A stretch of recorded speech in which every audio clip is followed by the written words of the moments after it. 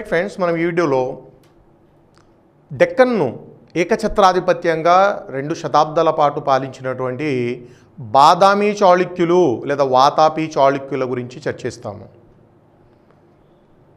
గుప్తుల అనంతర యుగంలో మొత్తం డెక్కన్ అంతా ఒకే వంశ పాలనలో ఉంది. వీరికి కర్ణాటకలోని బాగల్కోట్ ఈ జిల్లాలో బాదామి, ప్రస్తుత పేరు బాదామి అండి, మరి ఆ రోజుల్లో దాన్ని వాతాపి అనేవాళ్ళు. ఈ వాతాపి రాజధానిగా చాళుక్యులు పరిపాలించారు. అందుకనే మనం వీళ్ళను బాదామి చాళుక్యులని పిలవడం జరుగుతుంది. నేను ఇంతకుముందు చెప్పాను, చాళుక్యుల గురించి మాట్లాడేటప్పుడు తప్పనిసరిగా వారి రాజధాని పేరును మీరు సఫిక్స్ లేదా ప్రిఫిక్స్గా తీసుకోండి. ఎందుకంటే భారతదేశంలో చాళుక్య అనే పేరుతో మనకు అనేక వంశాలు కనిపిస్తాయి. కాబట్టి కన్ఫ్యూజన్ లేకుండా ఒకరిని ఇంకొకరి నుంచి డిస్టింగ్విష్ చేయడానికి వాళ్ళ రాజధానిని తప్పనిసరిగా ఉపయోగిస్తామండి. 543 నుండి 755 వరకు వీరి పరిపాలన కొనసాగింది. నేను ఇంతకుముందే చెప్పాను, రాజులు వంశాల డేట్లు మనకెన్నడూ అడగలేదు. కాబట్టి మీరు ఇంత కరెక్ట్గా ఫ్రాక్షన్స్లో గుర్తుపెట్టుకోవాల్సిన అవసరం లేదు. మనం చర్చిస్తున్న కాలం ఏంటి? గుప్తుల అనంతర యుగము 550 నుంచి 750. కాబట్టి మీరు బ్లైండ్గా బాదామి చాళుక్యులు 550 నుంచి 750 పరిపాలించారని గుర్తుపెట్టుకోండి చాలు. ఫ్రాక్షన్స్లో కరెక్ట్గా గుర్తుపెట్టుకోవాల్సిన అవసరం లేదు. 550 to 750 అంటే దాదాపుగా 200 ఏళ్ళు వీళ్ళు డెక్కన్ను పరిపాలించారు. బ్రీఫ్గా వీళ్ళ రాజకీయ చరిత్రను మనం చర్చించి వాళ్ళు నిర్మించిన కట్టడాల గురించి, రాజకీయ చరిత్ర కంటే కూడా వాళ్ళ కట్టడాలే మనకు చాలా చాలా ఇంపార్టెంట్. బ్రీఫ్గా మనము రాజకీయ చరిత్రను డిస్కస్ చేస్తాము. ఈ వంశంలో మొట్టమొదటి రాజు పులకేశి. మనము మొదటి పులకేశి అంటామండి, ఎందుకంటే ఇదే పేరుతో ఇంకొకడు కూడా ఉన్నాడు. చాలా విచిత్రమైన పేర్లు ఈ రాజులు తీసుకోవడం జరిగింది. పులకేశి, పులి లాంటి వెంట్రికలు కలిగిన వాడని మీనింగ్ వస్తుందండి. మొత్తానికి పులకేశి మొదటివాడు. రెండవవాడు కీర్తివర్మ 1, మొదటి కీర్తివర్మ. ఒకే వంశంలో 2-3 ఒకే పేరుతో ఉంటే మనం 1, 2, 3 నెంబర్లు ఇస్తామండి. మొదటి కీర్తివర్మ అక్కర్లేదండి, వీళ్ళ గురించి ఎక్కడ మనకు ప్రశ్నలు రావు. అయితే మూడోవాడు చాలా ఇంపార్టెంట్. ఈ వంశంలో మనకు మూడో చక్రవర్తి రెండవ పులకేశి. ఇతను మోస్ట్ ఇంపార్టెంట్ పర్సనాలిటీ. ఒకవేళ వీళ్ళ రాజకీయ చరిత్ర పైన ప్రశ్న అడగాలంటే రెండవ పులకేశి పైనే అడుగుతాడు. బాదామి చాళుక్యుల్లోనే కాదండి, గుప్తుల అనంతర యుగంలో అత్యంత బలమైనటువంటి చక్రవర్తి ఈ పులకేశి 2 అండి. చాలా సుదీర్ఘకాలం పరిపాలించాడు ఇతను. 609 నుండి 642 AD మధ్యలో ఇతను పరిపాలించడం జరిగింది. ఈ రెండవ పులకేశి చాలా గొప్ప సైనిక విజయాలు సాధించాడు. ఇతను సాధించినటువంటి సైనిక విజయాలు అన్ని దిశల్లో కనిపిస్తాయండి. అంటే ఉత్తరాది రాజులతో పోరాడి విజయాన్ని సాధించాడు, దక్షిణాది రాజులతో పోరాడాడు, తన చుట్టుపక్కల ఉన్న రాజ్యాలతో పోరాడాడు. ఒక మాటలో చెప్పాలంటే భారతదేశంలో ఆనాడు ఒక గొప్ప సూపర్ పవర్గా వెలిగినటువంటి వ్యక్తి ఈ రెండవ పులకేశి అండి.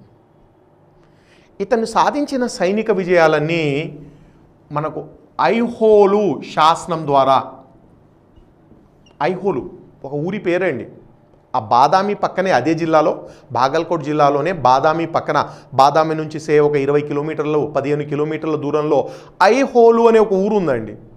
అక్కడ ఒక జైన దేవాలయము, వాళ్ళ కాలంలో నిర్మించిన జైన దేవాలయ గోడల పైన ఇతని శాసనం ఉంది. ఇతని విజయాలు తెలియజేసే శాసనము. ఇంతకుముందు చాలా సందర్భాల్లో చెప్పాను, ఒక రాజు గొప్పతనాన్ని కీర్తిస్తూ ఒకరి విజయాలు తెలియజేస్తూ వేసే శాసనాలను ప్రశస్తి అంటాము. ఇది ప్రశస్తి శాసనం అండి, ఐహోలు ప్రశస్తి. రవికీర్తి అనేటువంటి ఒక అధికారి ఈ శాసనాన్ని వేయడం జరిగింది.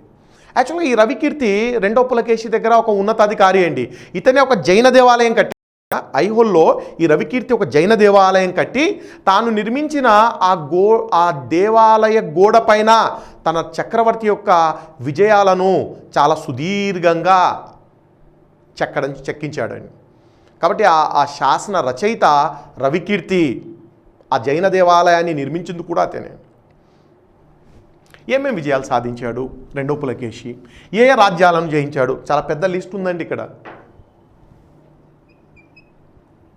ఫస్ట్ కదంబ రాజ్యాన్ని జయించాడట. ఆనాడు బనవాసి రాజధానిగా కదంబ అనే రాజ్యం, కర్ణాటకలో చిన్న రాజ్యాలండి ఇవి. కదంబ రాజ్యము బనవాసి రాజధానిగా ఉండేది. ఆ బనవాసిని పాలించే కదంబులను ఓడించాడట. సమాచారం ఐహోల్ అండి.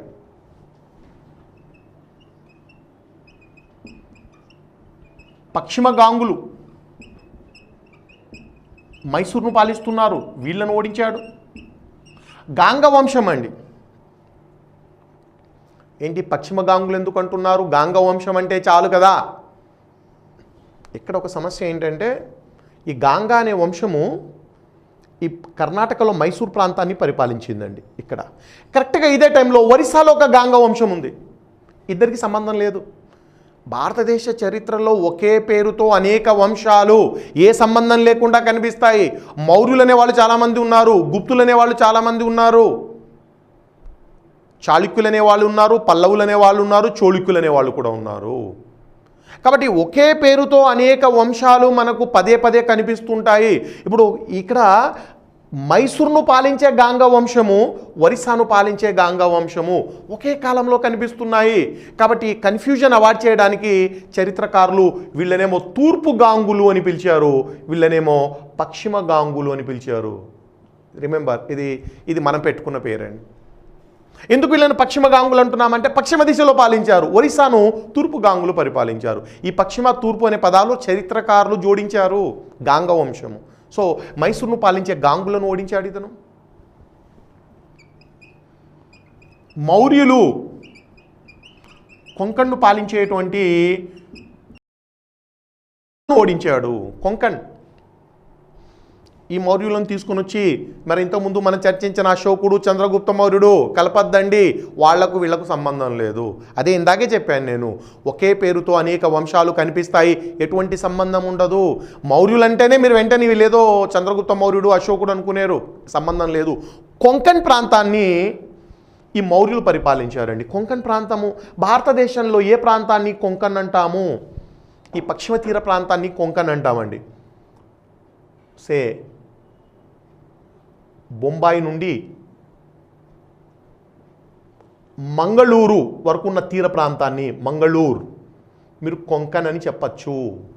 ఐ రిపీట్, కొంకణ్ అంటే బొంబాయి నుంచి మంగళూరు వరకు, అంటే మహారాష్ట్ర, గోవా, కర్ణాటక తీర ప్రాంతాలు. చాలామంది కొంకణ్ అంటే గోవా ఒకటే అనుకుంటారండి, పొరపాటు. బొంబాయికి దక్షిణాన మంగళూరు వరకు, అంటే ఇందులో మహారాష్ట్ర తీర ప్రాంతం ఉంటుంది, గోవా తీర ప్రాంతం ఉంటుంది, కర్ణాటక తీర ప్రాంతము. మీరు మంగళూరు దాటారనుకోండి కేరళ, దీన్ని మలబార్ అంటాం. మళ్ళీ మలబార్ తీరం కొంకణ్లో తీసుకోము, దాన్ని మలబార్ తీరం అంటాం. అంటే కొంకణ్ దాటగానే మలబార్ తీరము, అది కేరళలోకి వెళ్తుంది. కాబట్టి ఈ మొత్తము కొంకణ్ ప్రాంతాన్ని ఆనాడు మౌర్యులు అనేవాళ్ళు పరిపాలించేవారండి. ఆ మౌర్యులను ఓడించి రెండో పులకేశి వీరి నుంచి ఎలిఫెంటా దీవిని జయించాడట. ఎలిఫెంటా దీవి, take it for granted. Elephanta పైన మీకు ప్రశ్న అడిగే అవకాశం ఉంది. ఎలిఫెంటా పైన మీకు ప్రశ్న అడుగుతారండి. రెండో పులకేషన్ పక్కన పెట్టండి, మౌర్యులను పక్కన పెట్టండి. ఎలిఫెంటా పైన ఎక్స్క్లూజివ్గా ప్రశ్న వస్తుంది. ఎందుకంటే ఎలిఫెంటాను ప్రపంచ వారసత్వ కేంద్రంగా గుర్తించింది world heritage centre or world heritage site ప్రపంచ వారసత్వ కేంద్రంగా గుర్తించింది వరల్డ్ హెరిటేజ్ సైట్. నేను చెప్పాను, భారతదేశంలో అత్యంత చారిత్రాత్మకమైన సాంస్కృతిక ప్రాధాన్యత కలిగిన ప్రాంతాలకు ఈ ప్రపంచ వారసత్వ కేంద్ర హోదాను ఇవ్వడం జరుగుతుంది. ఒకటండి, ఆ హోదా పొందాలంటే ఆ ప్రాంతానికి చాలా చాలా గుర్తింపు, గొప్పతనం ఉండాలి. ఏంటి ఎలిఫెంటా? ఎక్కడుంది ఎలిఫెంటా దీవి? ఎందుకు దీన్ని యునెస్కో ప్రపంచ వారసత్వ కేంద్రంగా గుర్తించింది? బొంబాయికి, ఇది బాంబే అండి, ఇది ముంబై, 12 కిలోమీటర్ల దూరంలో అరేబియా సముద్రంలో, బొంబాయి నుండి 12 కిలోమీటర్లో ఎలిఫెంటా అనే దీవి అరేబియా సముద్రంలో ఉంది. అరేబియా సముద్రంలో మీరు బాంబే వెళ్తే ఎప్పుడైనా గేట్వే ఆఫ్ ఇండియాకి వెళ్ళండి. గేట్వే ఆఫ్ ఇండియా నుంచి మీకు లాంచీలు ఎలిఫెంటా దీవికి వెళ్తుంటాయి. ఓ 200 రూపాయలు టికెట్ ఉంటుందంటే రాను పోను ఒకసారి ప్రయాణించండి. ఒక గంట సేపు మీరు అరేబియా సముద్రంలో ప్రయాణిస్తే ఈ అద్భుతమైన ఎలిఫెంటా దీవికి చేరుకుంటారు. బాంబేకు 12 కిలోమీటర్లు అరేబియా సముద్రంలో. ఏంటి ఎలిఫెంటా దీవిలో? ఎలిఫెంటా దీవిలో ఒక అత్యద్భుతమైన గుహాలయము, కేవ్ టెంపుల్, త్రిమూర్తి త్రిమూర్తి గుహాలయము.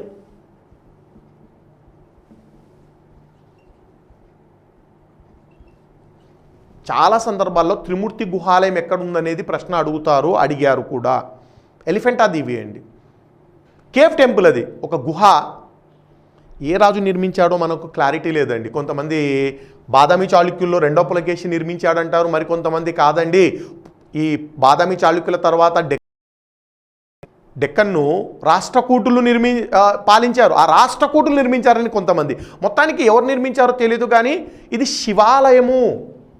త్రిమూర్తులు అంటే మీరు ముగ్గురు అంటే బ్రహ్మ, విష్ణు, శివుడికి దగ్గరికి వెళ్తారండి, కాదండి, ఇది మొత్తం ప్యూర్ శివాలయమే. శివుణ్ణి 3 రూపాలలో 3 తలలతో చూపించారు. రిమెంబర్, బ్రహ్మకే కాదండి, శివుణ్ణి కూడా 3 తలలతో చూపిస్తారు. అందుకనే సింధు నాగరికతలో పశుపతి మహాదేవుని శివుడు అని చెప్పింది అదే అండి. శివుడిని త్రిముఖుడు అనేటువంటి బిరుదు కూడా ఉందండి.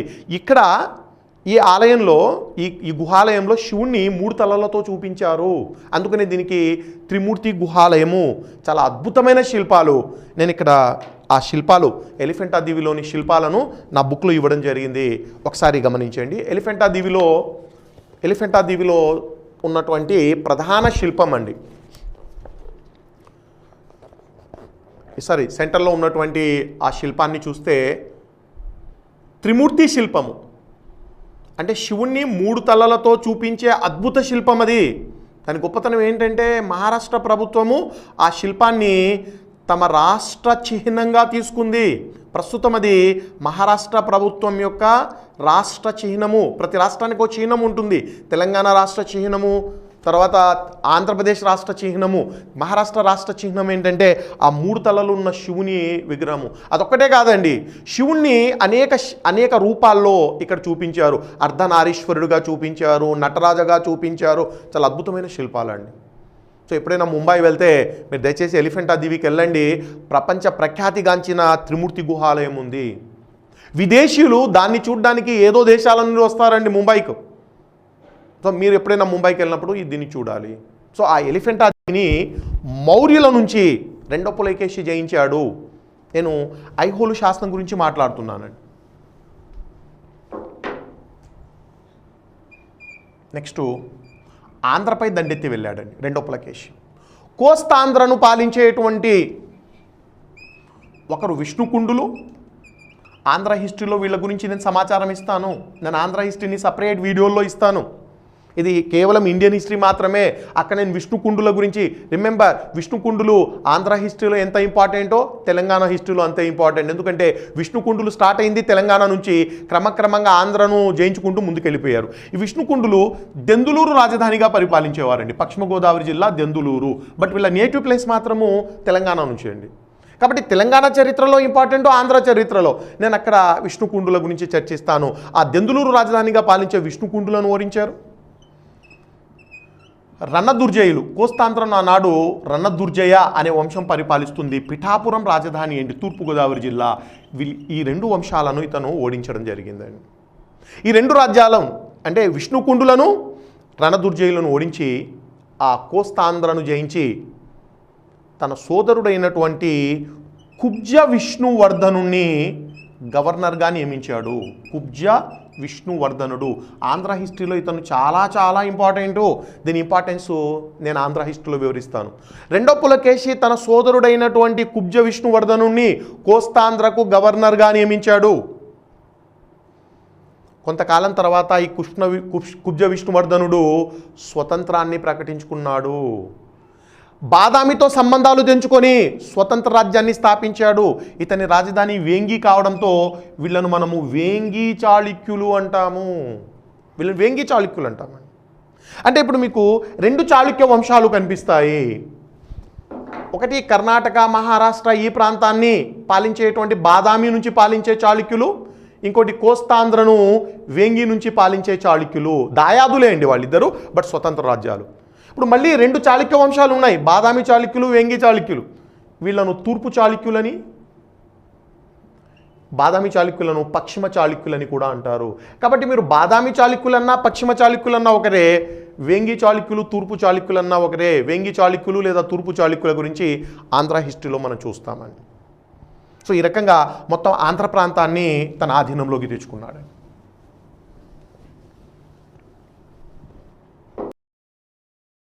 గొప్ప విజయము హర్షవర్ధనుణ్ణి ఓడించడము. హర్షవర్ధనుణ్ణి ఓడించి ఆల్రెడీ మనం చర్చించాము, నర్మదా నది వరకు తన సామ్రాజ్యాన్ని విస్తరింపజేశాడు. హర్షవర్ధన్ని ఓడించి ఇద్దరు నర్మదా నదిని సరిహద్దుగా గుర్తించారు. అంటే బాదామి చాళుక్య వంశము నర్మదా ఈ బాదామి చాళుక్య రాజ్యము నర్మదా నదిని తాకింది. ఐహోలు శాసనంలో పులకేశి ఏమంటున్నాడంటే, సకలోత్తర పదీశ్వరుడైనటువంటి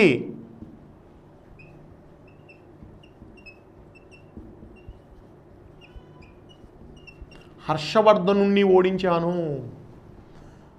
సకలోత్తర పదీశ్వరుడు, సకల ఎంటైర్, ఉత్తరాపద ఉత్తర భారతదేశానికి అధిపతి, ఈశ్వరుడు అధిపతి. సో సకల ఉత్తర భారతదేశాన్ని పాలించి హర్షవర్ధనుణ్ణి ఓడించాను. ఒక ఎగ్జామ్లో నేను ఒక ప్రాక్టీస్ క్వశ్చన్లో ఐహోలు శాసనంలో ఈ క్రింది రాజుల్లో ఎవరు సకలోత్తర పదీశ్వరుడిగా కీర్తించబడ్డారు అని అడిగానండి. సకలోత్తర పదీశ్వరుడుగా కీర్తించబడిన రాజు ఎవరంటే హర్షుణ్ణి ఇచ్చాను, రెండో పులకేశి. అందరూ రెండో పులకేశి పెట్టేశారండి. ఎందుకంటే ఐహోలు శాసనం అంటే రెండో పులకేశి కదా అని పెట్టేస్తారు. తప్పండి. ఆ సకలోత్తర పదీశ్వరుడు అనే పదము హర్షవర్ధనుడికి ఉపయోగించాడు. అంటే పులకేశి ఏమంటాడంటే సకలోత్తర పదీశ్వరుడైన హర్షుణ్ణి ఓడించాను. ఇక చివరిగా ఇతను పల్లవ రాజ్యంపై 2 సార్లు దండెత్తి వెళ్ళాడు. తన రాజ్యాన్ని అన్ని వైపులా విస్తరింపజేస్తున్నాడని. పల్లవ రాజ్యంపై 2 సార్లు దండెత్తాడు. ఇది బాదామి చాళుక్య రాజ్యం అనండి, ఇది పల్లవ రాజ్యము. కంచి రాజధానిగా పల్లవులు పాలిస్తున్నారండి. నెక్స్ట్ మనం బాదామి చాళుక్యుల తర్వాత పల్లవుల గురించి చర్చిస్తాము. రెండో పులకేశి 2 సార్లు పల్లవ రాజ్యంపై దండెత్తాడు. ఈ 2 యుద్ధాలు కూడా ఇంపార్టెంట్ అండి. మొదటి దండయాత్ర 630లో జరిగిందండి. పుల్లలూరు దగ్గర యుద్ధం జరిగింది. దీన్ని మనం పుల్లలూరు యుద్ధము అంటాము. మొదటి దారి 630లో పుల్లలూరు యుద్ధంలో రెండో పులకేశి పల్లవరాజైన మొదటి మహేంద్రవర్మను చంపేశాడు. ఓడించడం కాదు, అతన్ని చంపేశాడండి యుద్ధంలో. పల్లవరాజైన మొదటి మహేంద్రవర్మను చంపి అనేక ప్రాంతాలు స్వాధీనం చేసుకున్నాడు. అంటే ఈ ప్రాంతాలు అనుకోండి, ఈ నార్థరన్ ప్రాంతాలన్నీ, ఈ ఉత్తర ప్రాంతాలన్నీ కలుపుకున్నాడు. సంతృప్తి కలగలేదు. ఇంకా రెండోసారి దండెత్తాడు 642 ఏడిలో. దీంతో రెండో పులకేశి చరిత్ర క్లోజ్ అయిందండి. పల్లవ రాజ్యంపై రెండోసారి దాడి చేయడము ఆత్మహత్య సదృశ్యమైంది, సూసైడల్ అటెంప్ట్. అది మణిమంగళ దగ్గర యుద్ధం జరిగిందండి. మణిమంగళ యుద్ధము. ఆ యుద్ధంలో పల్లవరాజు అయినటువంటి మొదటి నరసింహవర్మ పులకేశిని ఓడించాడు. అత్యంత గొప్ప చక్రవర్తి పులకేశి ఇప్పుడు పల్లవరాజు చేతిలో ఓటమి పాలయ్యాడు. మణిమంగళ యుద్ధంలో రెండో పులకేశి ఓడిపోయాడు. విజేత మొదటి నరసింహవర్మ. యుద్ధంలో ఓడిపోయి పులకేశి పారిపోయాడండి, తన రాజ్యానికి పారిపోయాడు. కానీ ఇతను వదిలిపెట్టలేదు. ఎందుకంటే అంతకుముందు తన తండ్రిని చంపి ఉన్నాడు. తన తండ్రి మరణానికి ప్రతీకారం తీర్చుకోవాలి. మొదటి మహేంద్రవర్మ తన తండ్రి అండి. పుల్లలు యుద్ధంలో తన తండ్రిని చంపాడు కాబట్టి మొదటి నరసింహవర్మ వదలలేదు, అతన్ని వెంబడించుకుంటూ వెళ్ళాడు. రెండో పులకేశి యుద్ధభూమి నుంచి పారిపోయినా వదిలిపెట్టలేదు. వాతాపి వరకు తరిమి వాతాపిలో రెండో పులకేశిని పట్టుకొని చంపేశాడు. రెండో పులకేశి చరిత్ర ఆ రకంగా ముగిసిందండి. రెండో పులకేశిని చంపి మొదటి నరసింహవర్మ వాతాపి కొండ అనే బిరుదాన్ని పొందాడండి. ఈ తమిళ రాజులు చాలామంది, దక్షిణాది రాజులు చాలామంది కొండ అనే బిరుదాన్ని తీసుకున్నారండి. కొండ అంటే విజేత అని అర్థము. కొండ అంటే విజేత. మన రాబోయే క్లాసెస్లో ఇంకా చాలామంది కొండల గురించి నేను ప్రస్తావిస్తానండి. మదురై కొండ, గంగై కొండ, కడారం కొండ, తంజావూరు కొండ. కొండ అనే బిరుదు చాలామంది తీసుకున్నారు. కొండ అంటే విక్టర్, విజేత అని అర్థం అండి. కాబట్టి రెండో పులకేశిని మణిమంగళ యుద్ధంలో ఓడించి వాతాపి వరకు తరుముతూ వెళ్ళి వాతాపిలో అతన్ని అంతం చేసి వాతాపి కొండ అనే బిరుదాన్ని తీసుకున్నాడు. సో ఆ రకంగా రెండో పులకేశి చరిత్ర ముగిసింది. రెండోసారి దండెత్తడం ఆత్మహత్యా సదృశ్యం అని చెప్పింది. అందుకే తర్వాత రెండో పులకేశి కుమారుడు మొదటి విక్రమాదిత్యుడు. మీరు నెంబర్ ఇవ్వచ్చు లేదా మొదటి విక్రమాదిత్యుడు అని రాయొచ్చండి. మొదటి విక్రమాదిత్య. ఇతను పల్లవులతో నిరంతరంగా, ఇక పల్లవులకు చాళుక్యులకు మధ్య కంటిన్యూస్గా పోరాటాలు. ఇతను కంచిపై దండెత్తాడు. మరి తన తండ్రి మరణానికి ప్రతీకారం తీర్చుకోవాలి. మొదటి నరసింహవర్మ బలవంతుడు కాబట్టి అతను ఉన్నంతకాలం సైలెంట్గా ఉన్నాడు. మొదటి నరసింహవర్మ తర్వాత బలహీనుడు వచ్చాడు, రెండవ మహేంద్రవర్మ. ఆ రెండవ మహేంద్రవర్మను ఇతను చంపేశాడండి. ఇంకా వీళ్ళిద్దరు కొట్లాడుకుంటుంది కక్షలు, ఫ్యాక్షన్తో అండి. ఇప్పుడు రాజ్యాన్ని జయించడం పక్కన పెట్టండి, మా తండ్రిని చంపాడని ఇతన్ని, ఇతని తండ్రిని చంపాడని అతను. నిరంతర యుద్ధాలకు ఈ యొక్క రెండు కుటుంబాల మధ్య ఉన్న వైరమే. ఇప్పుడు ఇతను మొదటి విక్రమాదిత్యుడు కంచిపై దండెత్తి రెండవ మహేంద్రవర్మను ఓడించి అతన్ని చంపేశాడు. అంటే మొదటి మహేంద్రవర్మను రెండో పులకేశి చంపాడు, రెండో పులకేశిని మొదటి నరసింహవర్మ చంపాడు, మొదటి నరసింహవర్మ కుమారుడు రెండవ మహేంద్రవర్మను మొదటి విక్రమాదిత్యుడు చంపాడు. తర్వాత రెండవ విక్రమాదిత్యుడు, ఈ వంశంలో ఇంకొక పవర్ఫుల్ రాజండి రెండవ విక్రమాదిత్యుడు. ఇతను 3 సార్లు కంచిని ధ్వంసం చేశాడు. ఒకసారి కాదు, 2 సార్లు కాదు, 3 సార్లు కంచిపై దండెత్తి 3 సార్లు కంచిని ధ్వంసం చేయడం జరిగింది. ఆ రకంగా ఈ 2 రాజ్యాలు బలహీనపడ్డాయి. నిరంతర యుద్ధాలు చేసుకొని బాదామి చాళుక్యులు, పల్లవులు బలహీనపడ్డాయి. చివరి రాజు బాదామి చాళుక్యుల్లో కీర్తివర్మ సెకండ్ అండి. ఇతని గవర్నర్ దంతిదుర్గ అనేవాడు. ఎప్పుడైతే రాజు బలహీనుడో ఎవడో ఒక అధికారి అవకాశాన్ని తీసుకొని చంపేస్తాడు. ఇప్పుడు కీర్తివర్మను చంపేశాడు 755లో. సో 755లో కీర్తివర్మను అతని రాష్ట్ర గవర్నరే, ఒక రాష్ట్రానికి గవర్నర్ అయినటువంటి దంతిదుర్గుడు హత్య చేయడంతో బాదామి చాళుక్య వంశం ముగిసింది. ఈ దంతిదుర్గుడు రాష్ట్రకూట వంశాన్ని స్థాపించాడు. ఎందుకంటే రాష్ట్రానికి గవర్నర్ అండి అతను, అందుకని ఈ వంశానికి రాష్ట్రకూట వంశము. 755లో డెక్కన్లో రాష్ట్రకూట వంశము పరిపాలనకు రావడం జరిగింది. మనం 750కే ప్రాచీన చరిత్రను క్లోజ్ చేస్తున్నాం కాబట్టి మధ్యయుగ చరిత్రలో రాష్ట్రకూటుల గురించి డీటెయిల్గా చర్చిస్తాము. ఇది బాదామి చాళుక్యుల యొక్క బ్రీఫ్ రాజకీయ చరిత్ర. రాజకీయ చరిత్ర కంటే ఇంపార్టెంట్ బాదామి చాళుక్యులు నిర్మించినటువంటి అత్యద్భుతమైన దేవాలయాలు. బాదామి చాళుక్యులు చాలా దేవాలయాలు నిర్మించారండి. వాళ్ళ వాస్తుశిల్పకళ చాలా గొప్పది. కేవ్ టెంపుల్స్ నిర్మించారు, గుహాలయాలు నిర్మించారు, స్ట్రక్చరల్ టెంపుల్స్ కూడా నిర్మించారండి. 2 రకాల ఆలయాలు బాదామి చాళుక్యులు నిర్మించారు. స్ట్రక్చరల్ టెంపుల్స్లో 3 శైలుల్లో ఆలయాలు నిర్మించారు. శిఖర శైలిలో ఆలయాలు నిర్మించారు, ద్రావిడ శైలిలో ఆలయాలు నిర్మించారు. అంటే ఉత్తర భారతదేశం నుంచి శిఖర శైలి తీసుకున్నారు, దక్షిణ భారతదేశం నుంచి ద్రావిడ శైలి తీసుకున్నారు. ఈ రెండింటిని కలిపి వీళ్ళే విసార శైలిని డెవలప్ చేశారు. అసలు విసార శైలిని కనుక్కుందే బాదామి చాళుక్యులు అండి. అంటే నార్త్ నుంచి శిఖర శైలి, సౌత్ నుంచి ద్రావిడ శైలి, ఈ రెండింటిని తీసుకొని ఆ రెండిట్లో ఆలయాలు నిర్మిస్తూ ఈ రెండింటిని కలిపి ఒక హైబ్రిడ్ శైలి విసార శైలిని కూడా. అంటే చాలా ఇంట్రెస్టింగ్ పాయింట్ ఏంటంటే ఆ 3 హిందూ దేవాలయాల శైలులను పాటించి బ్రహ్మాండమైన ఆలయాలు కట్టారండి. వీళ్ళ కేవ్ టెంపుల్స్ మనం చూస్తే బాదామిలో చాలా అద్భుతమైన 4 గుహాలయాలు ఉన్నాయండి. వాళ్ళ రాజధాని, ఆ రోజుల్లో దాన్ని వాతాపి అనేవారు, ప్రస్తుతం బాదామి అంటున్నాము. 4 గుహాలయాలు, చాలా వండర్ఫుల్ గుహాలయాలండి. ఈ 4 గుహాలయాలో ఒకటేమో శైవ గుహాలయం, ఒకటి అండి. రెండేమో విష్ణు గుహాలయాలు, ఇంకోటి ఏమో జైన గుహాలయము. మొత్తం 4. 1 3 4. ఒక శైవ గుహాలయము, 2 విష్ణు గుహాలయాలు, ఒక జైన గుహాలయం వరుసగా అద్భుతంగా నిర్మించారు. దాంట్లో అత్యద్భుతమైన శిల్ప సంపద అండి. శైవ గుహాలయంలో శివుని యొక్క డిఫరెంట్ రూపాలు చూపించారు. విష్ణు గుహాలయాల్లో దశావతారాలు చాలా గొప్పగా చూపించారండి. విష్ణు యొక్క 10 అవతారాలను చాలా అద్భుతంగా చిత్రీకరించారు. కాబట్టి అనంతమైన శిల్పకళ ఆ బాదామిలోని 4 గుహాలయాల్లో మనకు అనంత శిల్పకళ. నేను పుస్తకంలో ఈ గుహాలయాల శిల్పకళను చూపించడం జరిగింది. ఈ శిల్పకళను ఒకసారి మనం గమనిస్తేనే ఈ బొమ్మలు చూస్తే అర్థమవుతుందండి.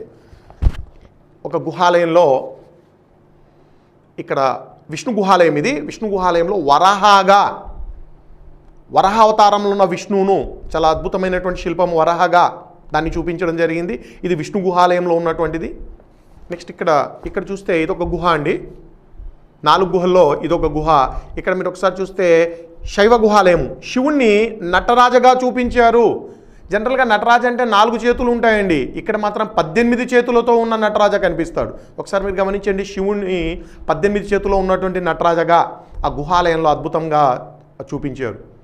కింద వస్తే ఇది విష్ణు గుహాలయంలోని శిల్పము. ఇక్కడ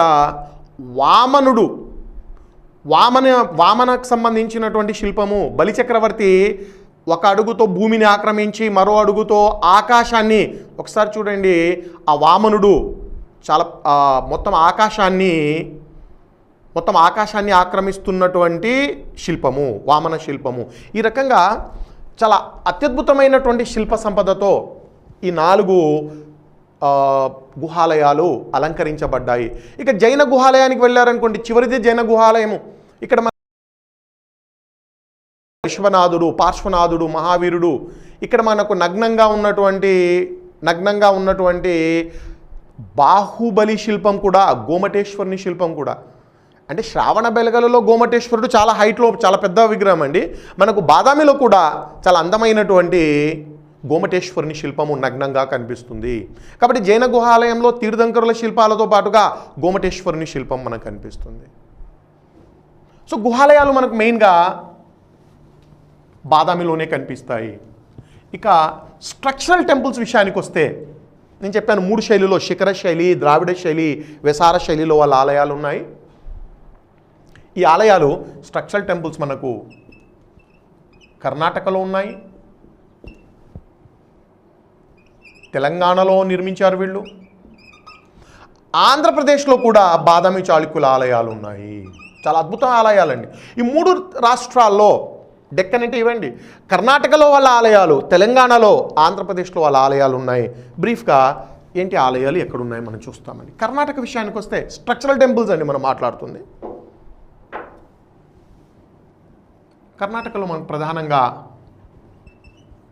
ఐహోలు, పట్టడకల్, ఈ 2 ఊర్లలో అండి. పక్కపక్కనండి అన్నీ. మీరు బాదామి చూడండి, ఐహోలు చూడండి, పట్టడకల్ చూడండి, 3 కూడా 10-15 కిలోమీటర్ల దూరంలో ఉంటాయి బాగల్కోట్ డిస్ట్రిక్ట్లో. ఐహోలు, పట్టడకల్ వాళ్ళ స్ట్రక్చరల్ టెంపుల్స్. ఐహోల్లో అదే శాసనం కూడా, 2వ పులకేశి శాసనం కూడా ఐహోల్లోనే దొరికింది. ఒక ఐహోల్లో 120 దేవాలయాలు ఉన్నాయి. వండర్ఫుల్ అండి. 120 దేవాలయాలు, ఒకే చోట 120 దేవాలయాలు ఎక్కడ ఉండవండి. ఎందుకు అన్ని దేవాలయాలు నిర్మించారు అక్కడ అంటే, యాక్చువల్గా ఐహోల్లో ఆ రోజుల్లో ఈ ఒక కళాశాల అండి, శిల్పాలకు సంబంధించిన ఒక కళాశాల, ఒక యూనివర్సిటీ ఉండేదట. అంటే విద్యార్థులందరూ అక్కడికి వచ్చి 2-3 ఏళ్ల శిల్పకళా కోర్సు పూర్తి చేసి ఆ బ్యాచ్ వెళ్ళిపోయేటప్పుడు ప్రాజెక్టు రూపంలో ఒక దేవాలయం కట్టి చూపించాలి. ప్రాజెక్ట్ అది. అంటే ప్రతి బ్యాచ్ కూడా ప్రాజెక్ట్లో ఒక దేవాలయాన్ని నిర్మించి మాస్టర్కు చూపించి సర్టిఫికేట్ తీసుకొని పోవాలి వాళ్ళు. ఆ రకంగా అక్కడ 120 ఆలయాలు, ఇప్పుడు 120 కనిపిస్తున్నాయండి. ఇంకా చాలా ఉండేవి, అవన్నీ కూడా అంతమైపోయాయి. 120 ఆలయాల్లో దుర్గా ఆలయము, మెగుతి జైనాలయము, ఇది జైనాలయము, హుసిమల్లి గుడి, పేర్లండి.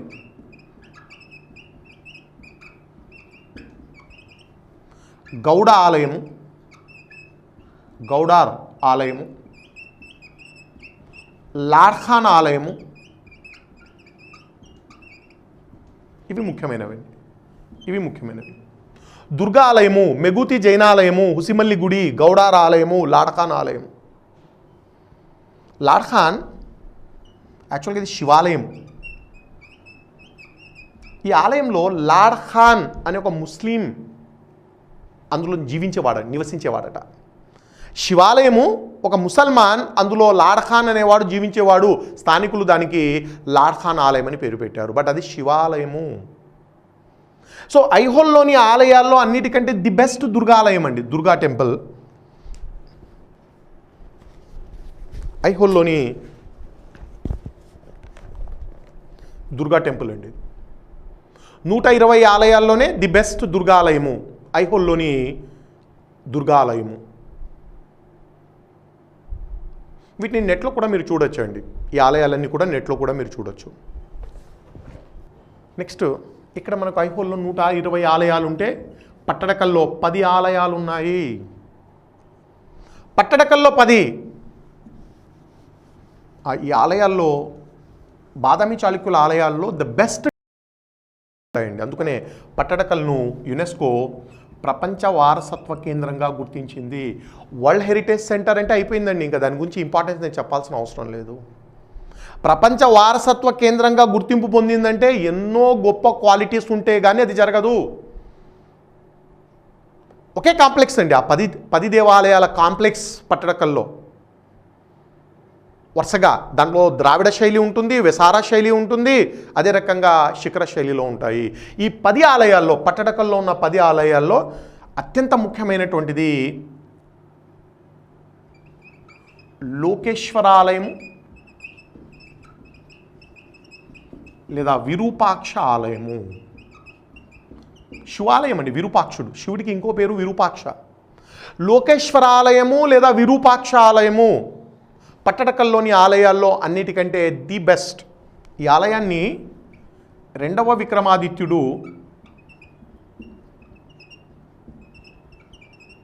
తన భార్య లోకమహాదేవి కోరిక మేరకు నిర్మించాడట. లోకమహాదేవి, 2వ విక్రమాదిత్యుడికి లోకమహాదేవి అనే భార్య ఉండేదట, రాణి.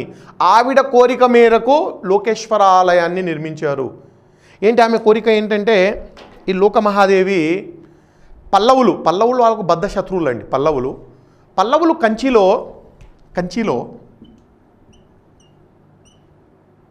కైలాసనాథ ఆలయం నిర్మించారు. ఇది మనం నెక్స్ట్ వీడియోలో చర్చిస్తామండి. కైలాసనాథ ఆలయము అత్యంత ప్రపంచ ప్రఖ్యాతిగాంచిన కైలాసనాథ ఆలయము కంచిలో పల్లవులు నిర్మించారు. ఈ లోకమహాదేవి దాని విందట అండి. తమ శత్రురాజ్యమైనటువంటి కంచిలో ఈ ఆలయ గొప్పతనాన్ని విని తన భర్తను కోరిందట, మనకు కూడా అలాంటి ఆలయమే ఉండాలి, మీరు కూడా నాకు కంచిలోని కైలాసనాథ ఆలయంలాగా నిర్మించాలి. అప్పుడు 2వ విక్రమాదిత్యుడు తన భార్య కోరిక మేరకు విరూపాక్ష ఆలయాన్ని నిర్మించాడు. తన భార్య పేరే పెట్టాడండి, లోక ప్లస్ ఈశ్వర. లోక అంటే లోకమహాదేవి, ఈశ్వరాలయము శివాలయము. ఇది యాజ్ ఇట్ ఈస్గా కంచిలోని కైలాసనాథ ఆలయానికి జిరాక్స్ కాపీ అండి, అంటే దాని మోడల్లో నిర్మించాడు. ఇందాక నేను చెప్పాను, ఈ 2వ విక్రమాదిత్యుడు 3 సార్లు కంచిపై దండెత్తాడు, 3 సార్లు కంచిని ధ్వంసం చేశాడు. ప్రతిసారి కంచి నుంచి శిల్పులను తీసుకొని వచ్చి ఈ ఆలయ నిర్మాణానికి ఉపయోగించాడట. అంటే ఈ ఆలయం అంతా కూడా తాను కంచి నుంచి తీసుకొచ్చిన వారే నిర్మించారు. ఆలయాన్ని వాళ్ళు డిజైన్ చేశారు కాబట్టి ఇది కంచిలోని కైలాసనాథ ఆలయాన్ని పోలి ఉంటుంది. ఏదైనా కానివ్వండి, పట్టడకల్లో ఉన్న దేవాలయ కాంప్లెక్స్, ఈ ఆలయాల సముదాయము యునెస్కో ప్రపంచ వారసత్వ కేంద్రంగా గుర్తించడం జరిగింది. ఈ 10 ఆలయాలు పక్కనే ఉంటాయండి. ఇక్కడ నేను ఒక ఫోటో ఇచ్చాను.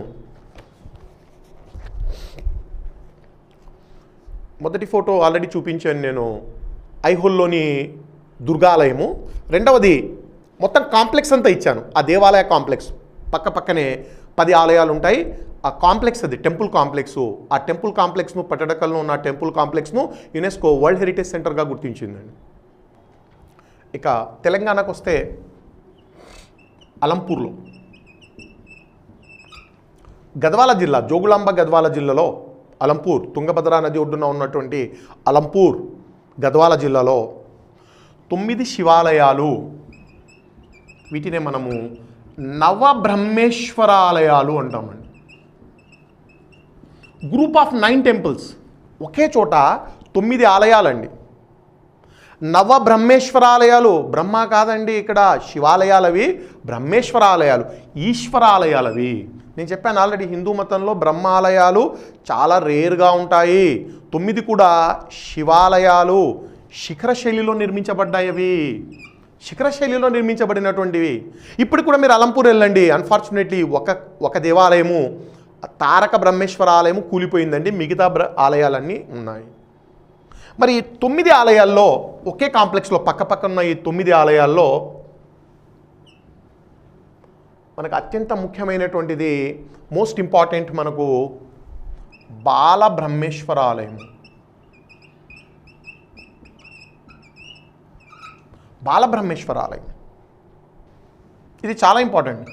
గరుడ బ్రహ్మేశ్వర ఆలయము, తారక బ్రహ్మేశ్వర ఆలయము, వీర బ్రహ్మేశ్వర ఆలయము, అర్క బ్రహ్మేశ్వర ఆలయము, పద్మ బ్రహ్మేశ్వర ఆలయము మొదలైనవి. మొత్తం 9 ఉంటాయండి ఈ పేర్లు. బట్ బాలబ్రహ్మేశ్వర అత్యంత ముఖ్యమైనటువంటిది. నవబ్రహ్మేశ్వర ఆలయాలు, మనకు చాలా ఎగ్జామ్స్లో నవబ్రహ్మేశ్వర ఆలయాలు, జనరల్గా మన నవబ్రహ్మేశ్వర అని కూడా మన నవబ్రహ్మ ఆలయాలు అంటుంటాం. ఈశ్వర వదిలేస్తాము, నవబ్రహ్మాలయాలు, దాన్ని పట్టుకొని మీరు బ్రహ్మదేవాలయాలు అనుకుంటే పొరపాటు, అన్ని శివాలయాలవి. కానీ వాడుకలో మాత్రం మన నవబ్రహ్మాలయాలు ఎక్కడున్నాయి? మన తెలుగు రాష్ట్రాల్లోని కాంపిటేటివ్ ఎగ్జామ్స్లో చాలాసార్లు నవబ్రహ్మాలయాలు ఎక్కడున్నాయి? అలంపూర్. ఇంతకుముందు అది మహబూబ్నగర్ జిల్లాలో ఉండేది, ఇప్పుడు జోగులాంబ గద్వాల జిల్లాకు వచ్చాయి. బట్ కర్నూలు పట్టణానికి పక్కనే ఉంటాయండి. కర్నూలు పట్టణానికి ఒక 20 కిలోమీటర్ల దూరంలో ఈ అలంపూర్ క్షేత్రం కనిపిస్తుంది. తెలంగాణలో ఈ నవబ్రహ్మాలయాలతో పాటుగా ఇంకొక ఆలయము, సంగమేశ్వర ఆలయము. ఊరి పేరు కూడలి సంగం.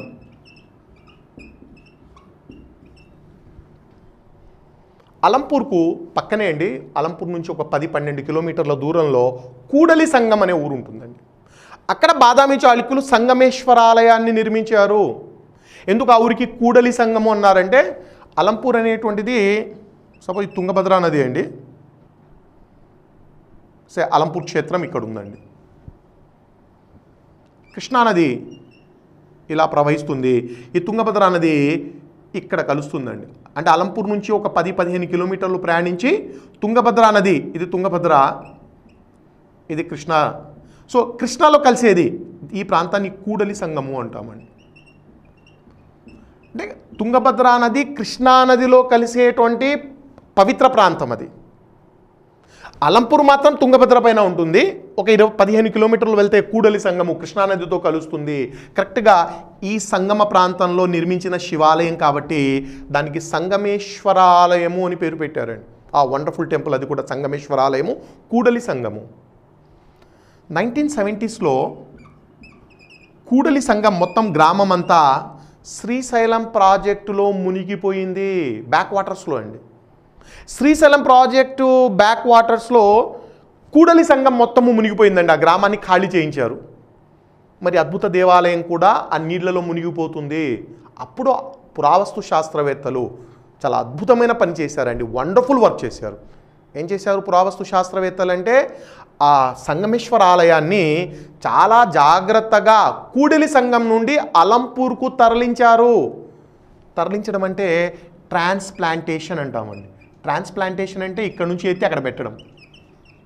ట్రాన్స్ప్లాంటేషన్, ఒక్కొక్క ఇటుక ఒక్కొక్క రాయిని జాగ్రత్తగా నెంబరింగ్ ఇచ్చి చాలా జాగ్రత్తగా తీసుకొని వచ్చి అలంపూర్లో పెట్టారు. కాబట్టి ప్రస్తుతము ఈ సంగమేశ్వర ఆలయము మనకు అలంపూర్లో కనిపిస్తుంది. ఒరిజినల్గా నిర్మించింది మాత్రం కూడలి సంగము. దాన్ని చాలా వండర్ఫుల్ వర్క్ చేశారు. ఇప్పుడు ప్రజెంట్ ఈ ఆలయం మనకు ప్రస్తుతము అలంపూర్లో ఉంటుంది.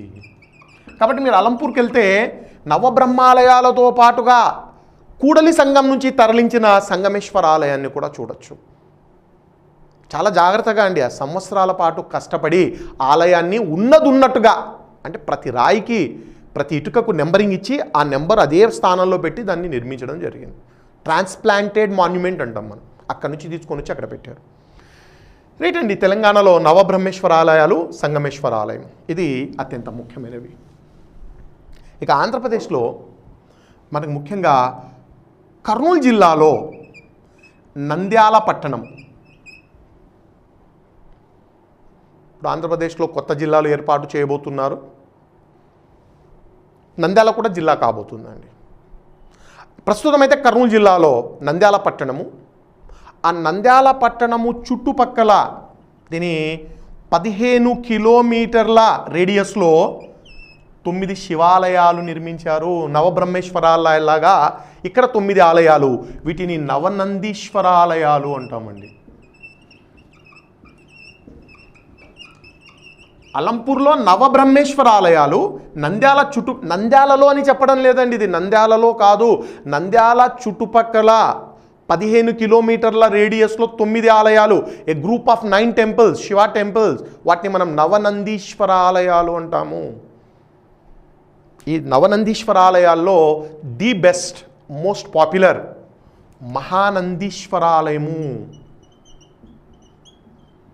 నల్లమలలో మహానందీశ్వర ఆలయము, ఊరి పేరు మహానంది. నంద్యాలకు 14 కిలోమీటర్ల దూరంలో ఈ మహానంది క్షేత్రం ఉంటుందండి.